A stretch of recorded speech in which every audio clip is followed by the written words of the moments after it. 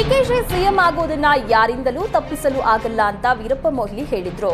ಆ ವೇಳೆ ಡಿಕೆಶಿ ಮೊಗದಲ್ಲಿ ಹಾಲಿನ ಮಳೆಯೋ ಜೇನಿನ ಹೊಳೆಯೋ ಎನ್ನುವಂತ ಖುಷಿ ಇತ್ತು ಅಂತ ವಿಪಕ್ಷ ನಾಯಕ ಅಶೋಕ್ ಲೇವಡಿ ಮಾಡಿದ್ದಾರೆ. ನಾನು ಕೂಡ ಮೊಯ್ಲಿ ಅವರ ಅಬ್ಬರದ ಭಾಷಣ ನೋಡಿದೆ. ಮೊಯ್ಲಿ ಅವರು ಮಾಜಿ ಸಿಎಂ, ಮಾಜಿ ಕೇಂದ್ರ ಸಚಿವ ಆಗಿದ್ದವರು. ಹೀಗಾಗಿ ಅವರಿಗೆ ಪವರ್ ಶೇರ್ ಒಪ್ಪಂದದ ಬಗ್ಗೆ ಗೊತ್ತಿದೆ. ಕೋಡಿಮಠದ ಸ್ವಾಮೀಜಿ ಸಹ ಸಿದ್ದರಾಮಯ್ಯ ಸುಲಭಕ್ಕೆ ಅಧಿಕಾರ ಕೊಡಲ್ಲ ಅಂದಿದ್ದಾರೆ. ನಾನು ಯಾವಾಗ ಒದ್ದು ಕಿತ್ಕೊಳ್ತೀರಾ ಅಂತ ಡಿಕೆಶಿ ಅವರನ್ನ ಕೇಳಿದ್ದೆ. ಇವೆಲ್ಲದಕ್ಕೂ ಈಗ ತಾಳೆ ಆಗ್ತಾ ಇದೆ ಅಂತ ಅಶೋಕ್ ಹೇಳಿದ್ರು. ಡಿಕೆ ಶಿವಕುಮಾರ್ ಮುಖ್ಯಮಂತ್ರಿ ಆಗೋದನ್ನ ತಡೆಯಲು ಆಗೋದಿಲ್ಲ ಎಂಬ ವೀರಪ್ಪ ಮೊಯ್ಲಿ ಹೇಳಿಕೆಗೆ ಸಚಿವ ಸಂತೋಷ್ ಲಾಡ್ ಪ್ರತಿಕ್ರಿಯೆ ನೀಡಿದ್ದಾರೆ. ಮೊಯ್ಲಿ ಹೇಳಿಕೆ ಅದು ಅವರ ವೈಯಕ್ತಿಕ ಅಭಿಪ್ರಾಯ. ನಾವು ಅವರ ಹೇಳಿಕೆಯ ಬಗ್ಗೆ ಏನೂ ಹೇಳೋಕ್ಕಾಗಲ್ಲ. ಇಬ್ಬರು ಮೂವರು ಶಾಸಕರು ಹೇಳಿದ್ದಾರೆ. ಆದ್ರೆ ನಮ್ಮಲ್ಲಿ ಹೈಕಮಾಂಡ್ನದ್ದೇ ಅಂತಿಮ ತೀರ್ಮಾನ.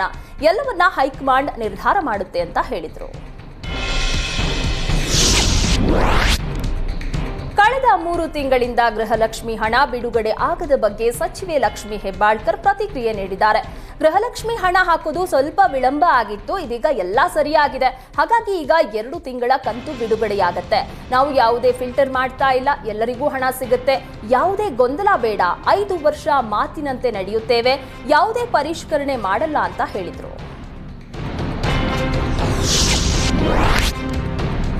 ಕೃಷಿಗೆ ಗ್ಯಾರಂಟಿ ಹಣ ಕೊಟ್ಟರೆ ಹೆಚ್ಚು ಅಭಿವೃದ್ಧಿ ಆಗುತ್ತೆ ಎಂಬ ಕುಮಾರಸ್ವಾಮಿ ಹೇಳಿಕೆಗೆ ಶಾಸಕ ಎಚ್.ಸಿ. ಬಾಲಕೃಷ್ಣ ಟಾಂಗ್ ನೀಡಿದ್ದಾರೆ. ನಾವು ಗ್ಯಾರಂಟಿ ಯೋಜನೆಗೆ ಅನುದಾನ ಕೊಟ್ಟಿದ್ದೇವೆ. ಕೇಂದ್ರ ಸಚಿವ ಕುಮಾರಸ್ವಾಮಿ ಕೃಷಿಗೆ ಅನುದಾನ ನೀಡಲಿ. ಬೇಕಾದ್ರೆ ಅವರೇ ಆ ಕ್ರೆಡಿಟ್ ಅನ್ನ ತೆಗೆದುಕೊಳ್ಳಲಿ. ಕೇಂದ್ರದಿಂದ ಕೃಷಿಗೆ ವಿಶೇಷ ಅನುದಾನ ತರುವಂತೆ ಮನವಿ ಮಾಡ್ತೇನೆ. ಕುಮಾರಸ್ವಾಮಿ ಕೇಂದ್ರ ಮಂತ್ರಿ ಆದ್ಮೇಲೆ ಸಾಕಷ್ಟು ನಿರೀಕ್ಷೆ ಇತ್ತು. ಆ ನಿರೀಕ್ಷೆಗಳೆಲ್ಲ ಹುಸಿಯಾಗಿವೆ. ರಾಜ್ಯಕ್ಕೆ ಯಾವುದೇ ವಿಶೇಷ ಅನುದಾನ ತರುವಲ್ಲಿ ವಿಫಲರಾಗಿದ್ದಾರೆ.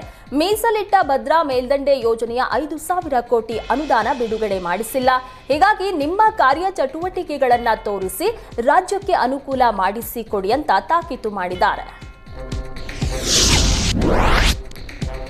ಗ್ಯಾರಂಟಿ ಯೋಜನೆಯಿಂದ ಸರ್ಕಾರ ಆರ್ಥಿಕವಾಗಿ ದಿವಾಳಿಯಾಗಿದೆ ಅಂತ ಕೆಆರ್ಪೇಟೆ ಜೆಡಿಎಸ್ ಶಾಸಕ ಎಚ್.ಡಿ. ಮಂಜು ಹೇಳಿದ್ದಾರೆ.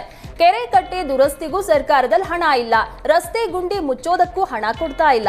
ಗ್ರಾಮೀಣ ಪ್ರದೇಶದ ಅಭಿವೃದ್ಧಿಗೆ ಅನುದಾನ ನೀಡುವಲ್ಲಿ ಸರ್ಕಾರ ವಿಫಲವಾಗಿದೆ. ನಾನು ಕೆಟ್ಟ ಸಮಯದಲ್ಲಿ ಎಂಎಲ್ಎ ಆಗಿದ್ದೀನಿ. ಕ್ಷೇತ್ರದಲ್ಲಿ ಕನಿಷ್ಠ ಪ್ರಮಾಣದ ಕೆಲಸವನ್ನು ಮಾಡಿಸೋದಕ್ಕೆ ಸಾಧ್ಯ ಆಗ್ತಾ ಇಲ್ಲ. ಅನುದಾನಕ್ಕಾಗಿ ಹೋರಾಟ ಮಾಡಬೇಕಾದ ಅನಿವಾರ್ಯತೆ ಎದುರಾಗಿದೆ. ಮಳೆಯಿಂದ ಹೊಡೆತ ಕೆರೆ ಏರಿ ದುರಸ್ತಿ ಮಾಡಿಸಬೇಕಾಗಿದೆ. ಈ ಬಗ್ಗೆ ಸಿಎಂ ಸಿದ್ದರಾಮಯ್ಯ ಅವರಿಗೆ ನೇರವಾಗಿ ಮನವಿ ಮಾಡಿಕೊಂಡಿದ್ದೇನೆ. ಆದರೆ ಈವರೆಗೂ ಹಣವನ್ನ ಬಿಡುಗಡೆ ಮಾಡಿಲ್ಲ. ನಮ್ಮ ಕ್ಷೇತ್ರದ ರೈತರ ಸ್ಥಿತಿ ಶೋಚನೀಯವಾಗಿದೆ ಅಂತ ಅಸಮಾಧಾನವನ್ನ ವ್ಯಕ್ತಪಡಿಸಿದ್ದಾರೆ. ಎಐಸಿಸಿ ಅಧ್ಯಕ್ಷ ಖರ್ಗೆ ಅವರಿಗೆ ಕಾಂಗ್ರೆಸ್ ಅನ್ಯಾಯ ಮಾಡಿದೆ ಅಂತ ಬಿಜೆಪಿ ಸಂಸದ ರಮೇಶ್ ಜಿಗಜಿಣಗಿ ಹೇಳಿದ್ರು. ಸಿದ್ದರಾಮಯ್ಯ ದಲಿತರಿಗೆ ಅನ್ಯಾಯ ಮಾಡಿ ಅಹಿಂದ ನಾಯಕ ಅಂತ ಹೇಳಿಸ್ಕೊಳ್ತಾ ಇದ್ದಾರೆ.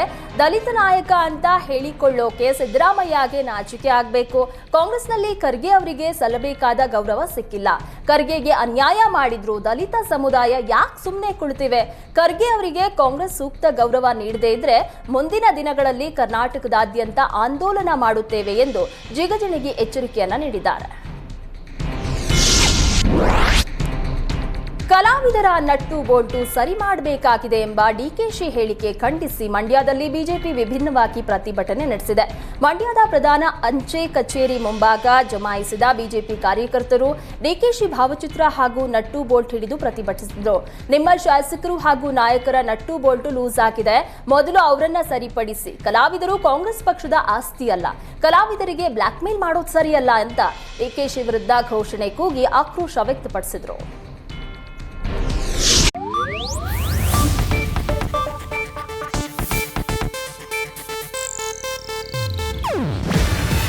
ಇದು ಏಷ್ಯಾನೆಟ್ ನ್ಯೂಸ್ ನೆಟ್ವರ್ಕ್ ಪ್ರಸ್ತುತಿ. ನೀವು ನೋಡ್ತಿದ್ದೀರಾ ಏಷ್ಯಾನೆಟ್ ಸುವರ್ಣ ನ್ಯೂಸ್.